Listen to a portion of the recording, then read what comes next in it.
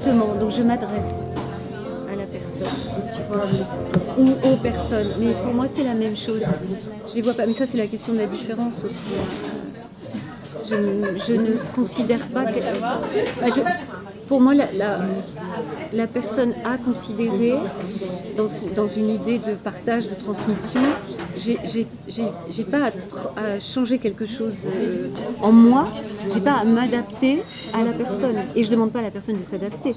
Simplement pour moi, la personne est un tout dans sa singularité et je m'adresse à elle dans ma singularité. Et c'est ça que je cherche, mais vraiment, en revanche, je suis folle de la relation. Je suis folle de relation. Et donc, quand il y a quelqu'un en face de moi, j'essaie d'aller au cœur du sujet.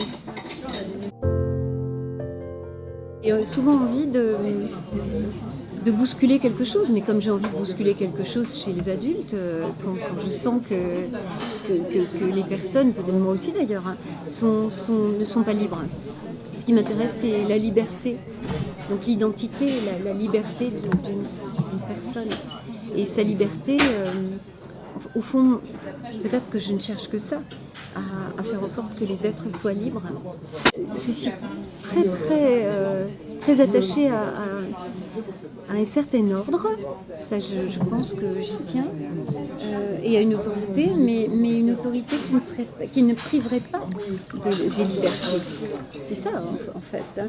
Mais c'est fondé, merci, tu crois que c'est à nous ce passage, hein, une autorité qui reconnaît d'abord la liberté. C'est peut-être de la philo. Allez.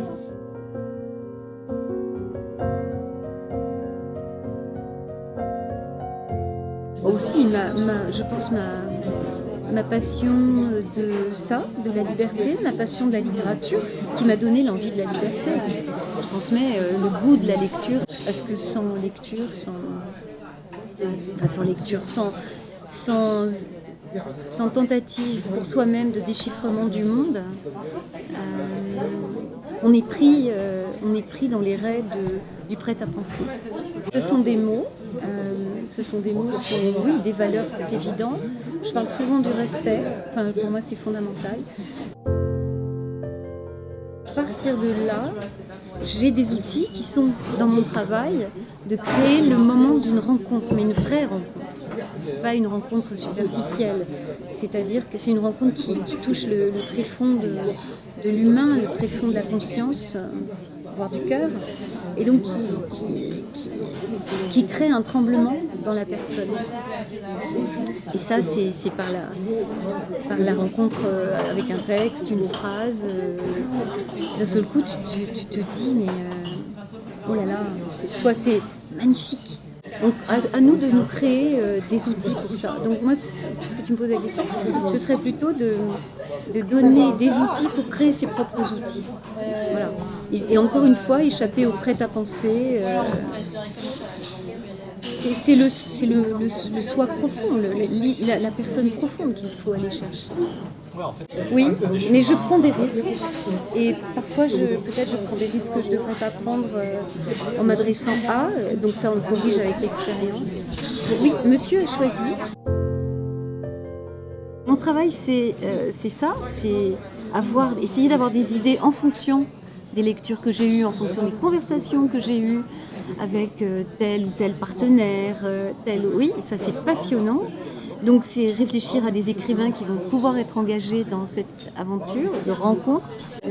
C'est l'écrivain qui va rencontrer une classe, mais pour moi et pour nous en général à la Maison des écrivains, toute action, quel que soit l'échange entre un écrivain, des élèves, un écrivain, un public plus adulte, c'est une forme de création. Ah merci. Oui. Sinon je vois pas trop à quoi ça rime tout ça. Voilà, c'est ce que ça. Alors voilà, c'est des petites choses que j'aime transmettre.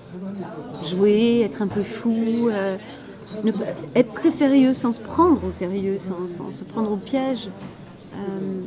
Avoir conscience d'être quelqu'un, quoi. On est rien. Tu sais, c'est le poème de Pessoa. Je ne suis rien. Je ne peux vouloir être rien. Cependant, je porte en moi tous les rêves du monde. Parfois, on parlait d'énergie, Sentiment, souvent c'est une image que j'emploie pour me caractériser quand on me le demande. C'est comme une toupie, tu vois, qui dégage de l'énergie, qui tourne sur elle-même, qui dégage de l'énergie. Après, il faut canaliser, il faut essayer de donner du sens à l'énergie. Et pour moi, c'est ça. C'est ça. Alors non, en revanche, ce qui est très important, c'est que je l'ai écrit dans un projet, notamment sur la lecture et l'interprétation, c'est que pour moi, tu vois, le chant et le sport, la lecture est un sport collectif comme un autre. C'est très individuel, très intime, très solitaire, mais ensuite tu partages et tu rends compte. Mais ouais, sauf que peut-être, alors je ne sais pas très bien comment ça se passe vraiment, sauf que mon école est aussi celle de Pierre Dumayet, et que lire c'est vivre, faire en sorte que dans un complexe comme ça de gens qui lisent et qui ensuite se produisent, parce que c'est aussi une production, là je me méfie de la production de soi en spectacle, parce que là on est dans la spectacularisation, on est dans l'être qui se met en avant, et c'est autre chose. Et moi, je ne veux pas qu'on fasse des jeunes, et des élèves en particulier, des petits enfants qui... Et puis moi, je suis très touchée quand j'en ai vu un à Saint-Brévin-les-Pins qui faisait le concours. Il était extraordinaire, parce que... ou alors, faut que... Comment te dire ? Que l'enfant n'est pas conscient de ce qu'il est. S'il a conscience de ce qu'il est, en faire trop pour épater la galerie. Et on n'est pas là pour épater la galerie, on est là pour être bien soi-même d'abord. Tu vois. Et si ça épate la galerie, tant mieux. Il ne faut pas le vouloir. C'est là où pour moi ça commence à déraper. À ce moment-là, c'est pas non plus un chien savant, mais c'est autre chose. Il est lui-même parce qu'il a cette force de l'enfance qui est aussi une force de liberté.